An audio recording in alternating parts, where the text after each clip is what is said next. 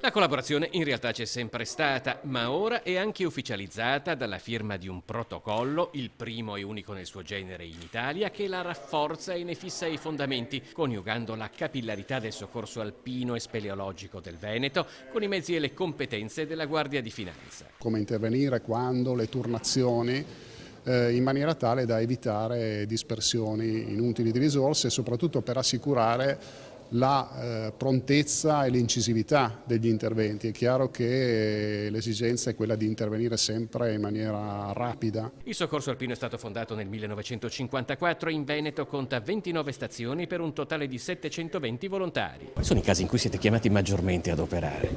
Ultimamente sono le ricerche persone disperse, che sono gli interventi più difficili, anche perché molte volte non si hanno dati ben precisi dove andare a cercare, quindi c'è un dispendio di personale notevole. Un po' di imprudenza da parte di chi frequenta la montagna. Sta migliorando, notiamo che sta entrando nella testa delle persone che per andare in montagna bisogna prepararsi adeguatamente, vestirsi adeguatamente e soprattutto abbiamo adesso sia in media, anche sia tutta una serie di testi in cui uno può documentarsi.